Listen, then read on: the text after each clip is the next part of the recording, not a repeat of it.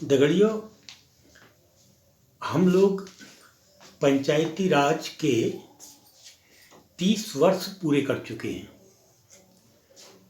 इन 30 वर्षों में हमने पंचायती राज के नाम से क्या पाया क्या खोया, बहुत गंभीर चिंतन मनन का विषय है। इन 30 वर्षों का लेखा जोखा अगर हम तैयार करें तो यह कहने में कोई दिक्कत नहीं होती है कि पंचायती राज के नाम से ग्रामीण समाज में भ्रष्टाचार फैलाने में यह राज्य व्यवस्था पूरी तरीके से कामयाब साबित हुई है। गांव के अंदर की जो हमारी पारंपरिक अवस्थाएं थीं, व्यवस्थाएं थीं, जैसे पेंच, पलट, धात, ये सब अब पुराने किस्से कहानियों में कहीं खो से गए हैं। आदमी से आदमी को दूर करने में इस बजटीय पंचायती राज व्यवस्था ने जो भूमिका निभाई है वह बहुत अधिक चिंता कराने वाली स्थिति बन चुकी है। गांव में जो एक समन्वयात्मक स्वरूप था गांव का, वो प्रायः नष्ट हो गया है। हर 5 साल में चुनाव होते हैं। चुनाव होना अच्छी बात है, लेकिन चुनाव लड़ने वाले लोग गांव के विकास के लिए नहीं, समाज के सरोकारों के संरक्षण संवर्धन के लिए नहीं, बल्कि उस बजट को केंद्र में रखकर पंचायती राज व्यवस्था में स्थापित होना चाहते हैं, जो बजट अलग अलग रूपों में अलग अलग स्थानों पर पदों के साथ जुड़ा हुआ है। सबसे छोटी सरकार के रूप में पंचायती राज में हमको कहा गया कि आप गांव पंचायत सबसे छोटी सरकार होंगे, और सरकार की ओर से एक छोटा सा बजट भी गांव के लिए दिया गया। और जो बजट दिया गया, उस बजट पर पंचायत राज सेक्रेटरी से लेकर पटवारी, एसडीएम, सीडीओ, एडीएम, डीएम, पूरा का पूरा कैबिनेट और गवर्नर तक पूरा एक चाक चौबंद व्यवस्था उस पंचायत को देखने के लिए ऊपर से स्थापित है। इस पूरे दौर में यदि कहा जाए कि इन 30 सालों में पंचायतों को कोई अधिकार नहीं मिले, या यूं कहा जाए कि पंचायती राज सिर्फ त्रिस्तरीय चुनाव से आगे बढ़ ही नहीं पाया। हरीश रावत जी की सरकार के समय में उत्तराखंड में पंचायतों का एक कानून बना, पंचायत राज एक्ट। ये पूरा का पूरा एक्ट पंचायतों के ऊपर स्थापित प्रशासनिक व्यवस्था को अधिक से अधिक अधिकार देता हुआ प्रतीत होता है। प्रशासनिक व्यवस्था पर लगाम लगाने के अधिकार पंचायतों को नहीं मिलते हैं, लेकिन पंचायतों पर किसी भी तरीके से लगाम लगाने के अधिकार प्रशासनिक व्यवस्था को जी भरकर इस पंचायत राज एक्ट में दिए गए हैं। खैर, पंचायत राज को लेकर एक सवाल पूछा जाना चाहिए कि जो 28, 30, 32, 42 विभाग पंचायतों को सौंपने की बात थी, उन विभागों को आपने अभी तक पंचायतों को क्यों नहीं सौंपा? हमारी जिला पंचायतें सीधे सीधे राजनीतिक दलों के अधीन हैं। चुनावों के दौरान प्रत्याशी खुद कहते हैं कि मैं फलानी दल से समर्थित हूँ। बाकायदा अखबारों में छपता है कि फलाने दल ने फलाने व्यक्ति को अपना समर्थन दिया है, या फलाना व्यक्ति फलाने दल का प्रत्याशी है। यह अलग बात है कि सिर्फ एक चुनाव निशान नहीं होता, वरना पूरा का पूरा चुनाव राजनीतिक तौर तरीकों से ही लड़ा और लड़ाया जाता है। पंचायती राज की जो सबसे बड़ी सोच थी, जो मीमांसा थी, वह थी कि हम अपने गांव को किस प्रकार से स्वावलंबी बनाएंगे।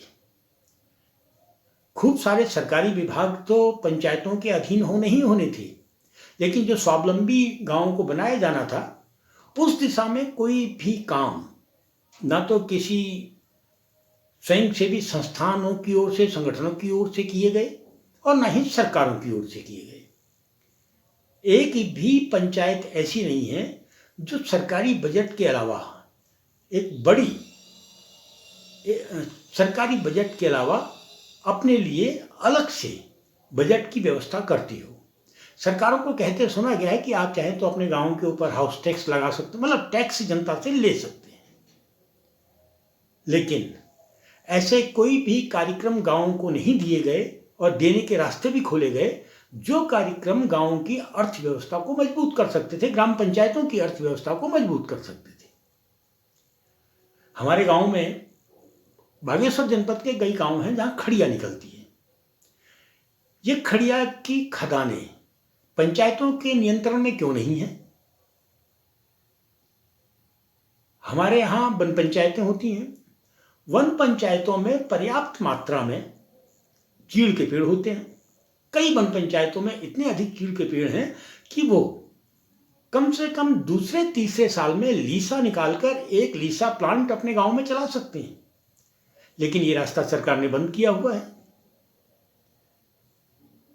वन आधारित, भू आधारित के अलावा बहुत से प्रयोग गांव पंचायतें अपने बजट को बढ़ाने के लिए, अपनी अर्थव्यवस्था को बढ़ाने के लिए कर सकती हैं, लेकिन इस सब के समानांतर, गांव की पंचायतों के समानांतर आप देखेंगे गांव में समूह बनाए गए हैं।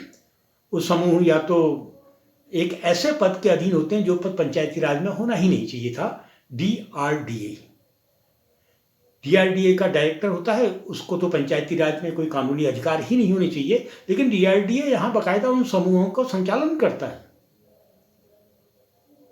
आजीविका जैसी परियोजनाएं चली, अब रीप चल रही है। आजीविका और रीप जैसी परियोजनाओं में सीधे सीधे ग्राम पंचायतों को कहीं नहीं जोड़ा गया है, जबकि ये परियोजनाएं गांवों की अर्थव्यवस्था को सुधारने के लिए महत्वपूर्ण कार्यक्रम गांवों में स्थापित कर सकती थी। तो ये होता है कि नहीं, हमने गांव के ही समूहों को, गांव की ही सहकारिताओं को ले रखा है। गांव का समूह या गांव की सहकारिता ग्राम पंचायत से ऊपर कैसे हो गई? हो सकता है कि स्वायत्त समूह गांव में कुछ लोगों ने बनाए हों, लेकिन वो ग्राम पंचायतों की अनुमति के बिना काम कैसे कर रहे हैं, जबकि गांव पंचायतों तो छोटी सरकारों के रूप में है। खैर दगड़ियों, एक सुंदर सपना देखा गया था। कभी गांधी ने उस सपने को देखा था पंचायती राज के रूप में। 1947 में देश आजाद हुआ, लेकिन गांधी का यह सपना कहीं खोया रहा। राजीव गांधी ने पंचायती राज का जो सपना देखा या पंचायती राज का जो स्वरूप जमीन में उतारा, उसमें, उस स्वरूप में स्वयं कांग्रेस की ही सरकारें सिर्फ एक ही काम करती रहीं कि 3 स्तरों के चुनाव तो करवाए जाएं, लेकिन उससे आगे फिर पंचायतों को कुछ न दिया जाए। जिला योजना का जो बजट होता है, उस बजट पर भी ग्राम पंचायत सीधे सीधे मांग नहीं कर सकती है। कोई व्यवस्था नहीं, कहा जाता है कि जिला पंचायत करेगी। ग्राम पंचायत के ऊपर क्षेत्र पंचायत होती है। क्षेत्र पंचायतों का ग्राम पंचायतों के विकास में क्या भूमिका है? क्षेत्र पंचायत अपने को दूसरे स्तर की छोटी सरकार कहते हैं, ब्लॉक स्तर की सरकार मानते हैं, लेकिन प्रश्न है कि क्षेत्र पंचायतों का जो स्ट्रक्चर यहाँ खड़ा है चुनाव के आगे, वो गांव के विकास में क्या भूमिका निभा रहा है? पंचायतों को मजबूत करने में क्या भूमिका उसकी है? कमोबेश यही बात जिला पंचायतों की भी है। ग्राम पंचायतों से बहुत बार शिकायत होती है कि साहब जिला पंचायत वाले उनके गांव में विकास की योजना बना देते हैं और उनको मालूम भी नहीं होता है कि योजना कहां से आई। जब बहुत हल्ला हुआ तो फिर ये तय हुआ कि जो भी मेंबर या सदस्य या ठेकेदार गांव में जिला पंचायत का काम करेगा तो अंत में वो ग्राम प्रधान से लिखा के लाएगा कि हाँ साहब योजना सही तरीके से बन गई है, पानी की योजना में पानी चल रहा है, टंकी दुरुस्त है या खड़ंजा बन गया है, आदि आदि आदि। लेकिन ग्राम पंचायत का प्रस्ताव, जो सबसे महत्वपूर्ण प्रस्ताव होता है, जिला पंचायत का जो बजट होता है, उस बजट के वितरण में ग्राम पंचायतों के प्रस्ताव को कोई तवज्जो आज तक नहीं दी जाती है। जिला पंचायतों का करोड़ों रुपए साल का बजट होता है और एक सदस्य चाहे तो 5 साल में करीब 3-4 करोड़ रुपया तो वह आराम से अपने गांव में ला सकता है। लेकिन वो किन कामों में खर्च होता है और ग्राम पंचायतों की कितनी सहमति उन कामों में होती है, ये महत्वपूर्ण सवाल बना रहा। 30 साल पहले जब पंचायत व्यवस्था स्थापित की गई थी तो हम ही लोगों ने एक सवाल उठाया था कि 1975 में जब आप 20 सूत्रीय कार्यक्रम लाए थे तब आपने ग्रामीण न्यायालय का सपना तो गांवों को दिखाया था, भारत के गांवों को दिखाया था, लेकिन भारत के गांव खासकर उत्तराखंड के गांवों में जो न्याय पंचायत व्यवस्था थी उसको आपने बिना किसी अमेंडमेंट के, बिना किसी जनता से पूछे हुए समाप्त कर दिया।